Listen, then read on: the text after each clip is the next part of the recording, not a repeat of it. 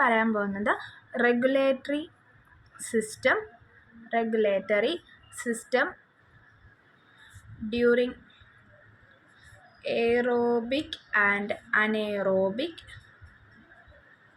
Shift.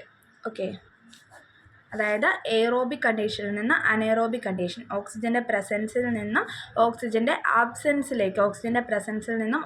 ആബ്സെൻസിലേക്ക് പോകുന്ന ആ ഒരു ഷിഫ്റ്റ് നടക്കുമല്ലോ, ആ ഒരു ചേഞ്ച് നടക്കുമല്ലോ, അന്നേരം ബാക്ടീരിയയിൽ ഉണ്ടാവുന്ന റെഗുലേറ്ററി സിസ്റ്റം, എന്തൊക്കെ റെഗുലേഷൻസ് ആണ് ബാക്ടീരിയയിൽ നടക്കുന്നതെന്നാണ് നോക്കാൻ പോകുന്നത്. ഓക്കെ, ഇനി അതായത് നമ്മളിവിടെ പറയാൻ പോകുന്നത് എന്തിനെക്കുറിച്ചാണ്?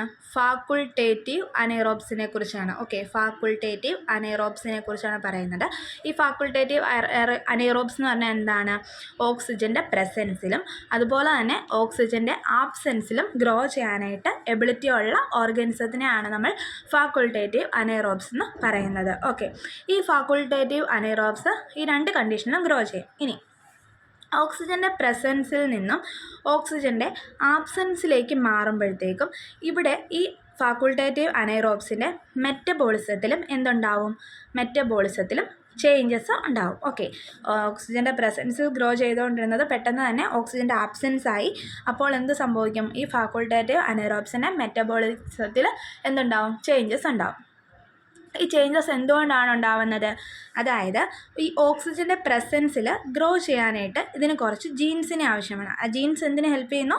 അതിനാവശ്യമായിട്ടുള്ള പ്രോട്ടീൻസിനെ പ്രൊഡ്യൂസ് ചെയ്യും. ഓക്കെ, ഈ പ്രോട്ടീൻസിനെ പ്രൊഡ്യൂസ് ചെയ്യാൻ വേണ്ടിയിട്ടുള്ള ജീൻസിനെ ഇവരെന്ത് ചെയ്യും? ഓക്സിജൻ്റെ പ്രസൻസിൽ പ്രൊഡ്യൂസ് ചെയ്യുവാണ്. ഇനി ഓക്സിജൻ്റെ പ്രസൻസ് അവിടെ കുറഞ്ഞു, ഓക്സിജൻ ഇല്ല, അപ്പം അനേറോബിക് കണ്ടീഷൻ ആയില്ലേ.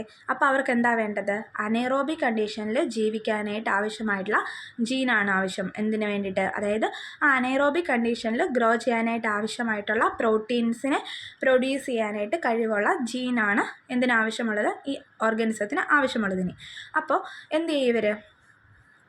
അതിന് വേണ്ടിയിട്ട് ഇപ്പോൾ ഇവരെന്താ ചെയ്യുന്നത് വെച്ചാൽ ഓക്സിജൻ്റെ പ്രസൻസിൽ ഗ്രോ ചെയ്യാനായിട്ട് ആവശ്യമായിട്ടുള്ള ജീൻസ് ഉണ്ടല്ലോ, ഈ ജീൻസിനെ റിപ്രസ് ചെയ്യും. ഓക്കെ, അവരെന്ത് ചെയ്യും? റിപ്രസ് ചെയ്യാന്ന് വെച്ചാൽ എന്താ?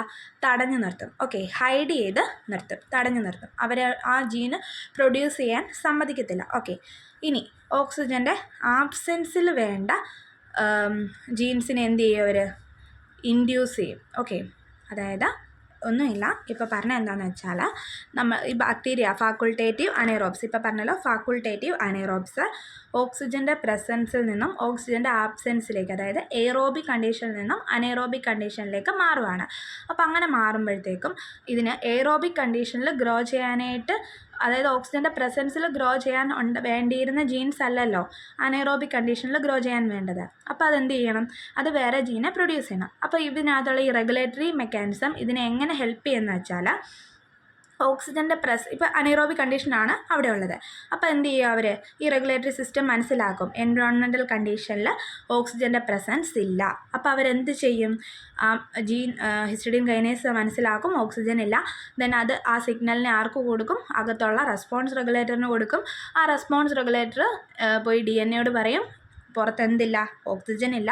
അപ്പോൾ എന്ത് ചെയ്യണം? ഇനി ഓക്സിജന് വേണ്ടിയിട്ടുള്ള പ്രോട്ടീൻ പ്രൊഡ്യൂസ് ചെയ്യേണ്ട, പകരം അനേറോബിക് കണ്ടീഷന് വേണ്ട പ്രോട്ടീനെ പ്രൊഡ്യൂസ് ചെയ്യണമെന്ന് പറയും. അപ്പോൾ അതെന്ത് ചെയ്യും?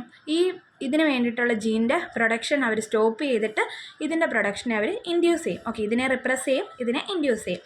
അതാണ് ഈ ഒരു മെക്കാനിസം എന്ന് പറയുന്നത്. ഇനി ഇതിന് പല തരത്തിലുള്ള മെക്കാനിസംസ് ഇതിൽ കാണപ്പെടും. അതെന്ന് പറയുന്നതാണ്, അതായത് ഒരുപാട് ടൈപ്സ് ഉണ്ട്. ഏതൊക്കെയാണ്? ARC എന്ന് വെച്ചാൽ aerobic respiratory control, FNR, fumarate nitrate reductase, NAR-L, NAR-Q, NAR-X, NAR-P. Okay, ഇതിനെല്ലാം കൂടെ നമ്മൾ ഓവറോൾ പറയുന്നതാണ് NAR സിസ്റ്റം എന്ന് പറയുന്നത്. പിന്നെ വരുന്നത് FHLA regulon. Okay, FHLA regulon. ഈ 4 എണ്ണമാണ് ഈ റെഗുലേറ്ററി സിസ്റ്റത്തിൻ്റെ എക്സാമ്പിൾ എന്ന് പറയുന്നത് ഈ കൊളയിൽ. ഇനി നമുക്ക് ഓരോന്നും നോക്കാം.